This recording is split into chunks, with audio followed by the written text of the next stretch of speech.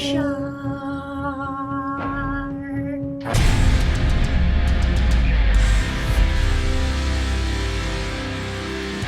Jaws 2 released in 1978 and is directed by Janos Swark, who's behind such films like Supergirl.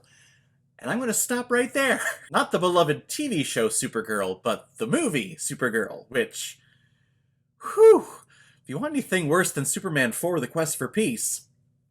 And this film stars Roy Schneider, Lorraine Gary, and Murray Hamilton. How is that man still mayor? We return to Amity Island, where there's clearly a shark problem, but still people come to visit and vacation and go swim in the water. And Roy Schneider returns as Police Chief Martin Brody, and once again, there's a shark attacking the beaches, and everyone's dying. And once again, Brody says, hey, it's a shark, we should do something about it. And the mayor says, to heck with ya, we need sponsors.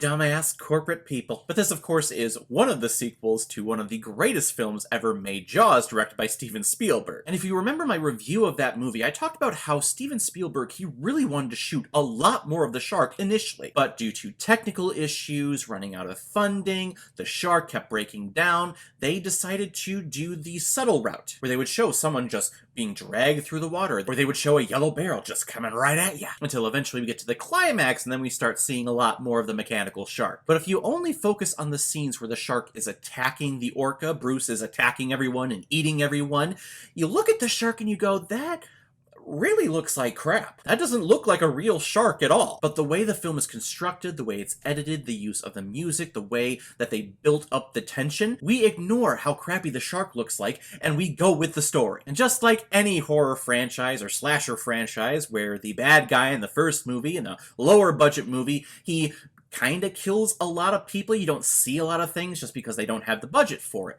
But here in the sequel, we have a higher budget. So let's see more of the shark. And we're going to invent newer ways that he's gonna kill people. So this movie, I feel, paved the way for a lot of those sequel to horror franchise, Friday the 13th, Halloween, Nightmare on Elm Street, where it really became about the kills as opposed to the story and the actual thrills that you can garner when making the film. So in the end, if you were disappointed with the amount of kills or the visual quality of all the kills that we got from the first movie, I don't know how, but if you are, I would assume you're going to be satisfied with this movie, because this movie is all about the shark going after teenagers who think, yeah, there's no shark, man, I'm just gonna go out to the island and drink some beer. Oh, the shark is gonna give them their comeuppance. One of the things I enjoy about horror films is the teenagers that get what they deserve because they're asking for it. Like the teenagers who are alone in their apartment and they hear a noise and they go, hello, is anyone there? This is your apartment. You live alone. No one should be in there.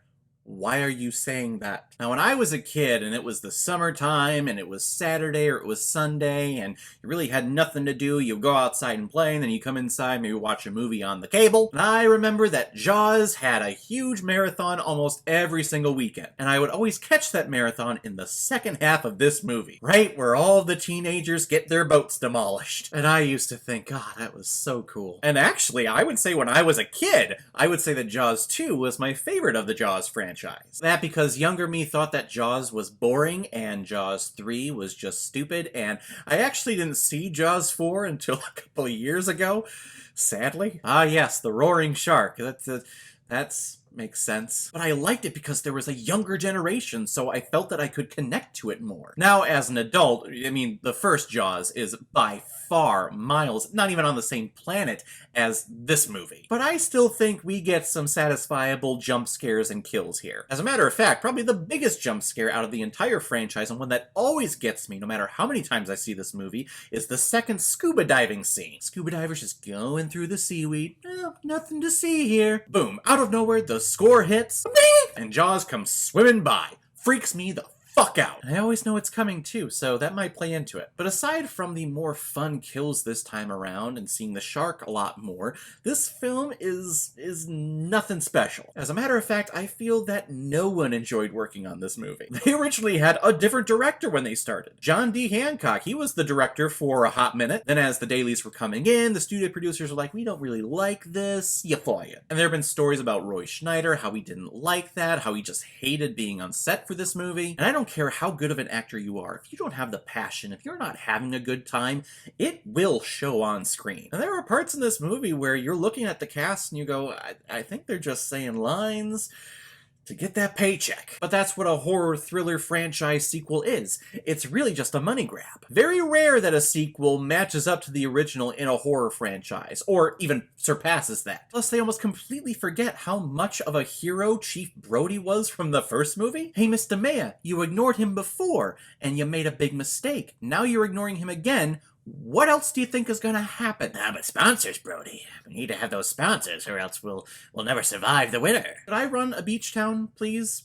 Could I, other than this guy? I feel I would do a better job. Plus, I'd be living on an island, so yes, could I take his job, please? I just hate it when sequels just undermine the entire resolution and the entire arc of a first movie in the franchise. Kind of like the first Iron Man and the second Iron Man. The first Iron Man, he goes through this huge change of morality. He's building weapons at first, and now he wants to build a weapon to completely demolish all the terrorists and demolish all of his weapons that they were using against him. And the second one basically ignores that fact altogether. He reverts back to his arrogant self that he was at the start of the first movie. It's exactly what's happening here.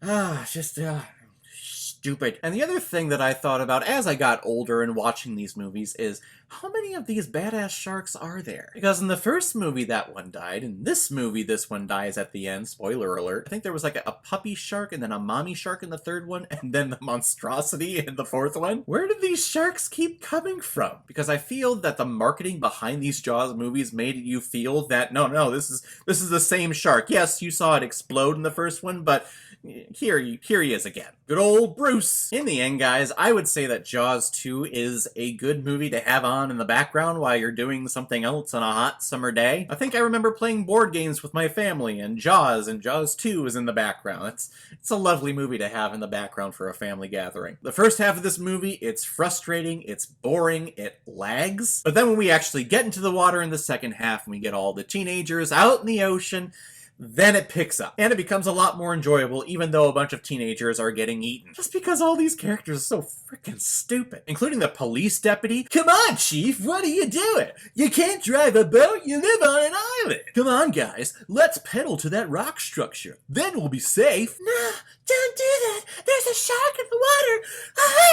Or actually, my favorite kill of this entire movie happens right at the beginning, where Jaws attacks that little tiny speedboat, and the mother that's in it is all freaking out, so she thinks it's a great idea to take the gasoline container, and she's going to use it to hit the shark, and she's pouring all the gasoline on her, not wanting to. And then she drops it and loses it, and then she takes the flare gun and decides to shoot the shark.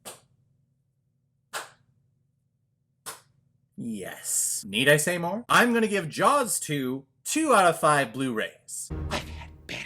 Alright everyone, now comes my favorite part in my videos, where I pick which movie I'm going to be watching next, and the next one comes from one of my new co-workers, Alex Miner. You selected... You claim that it's just a terrible film, but it's called Bitch Slap. I cannot wait for this. A film that's called Bitch Slap, and there's just 3 gorgeous women on the poster of this straight-to-DVD film. I am excited. I've never heard of this movie before, but she says that there is a drinking game that goes along with it. I'll have to look that up.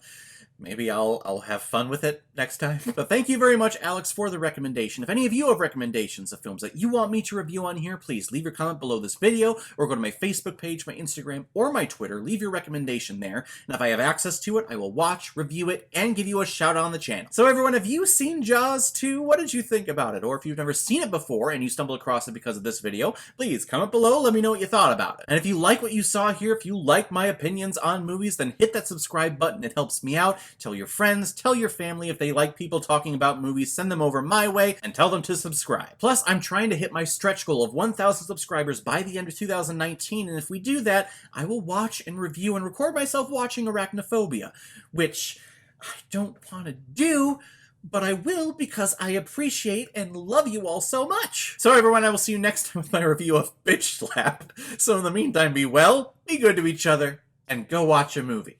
Take care, guys.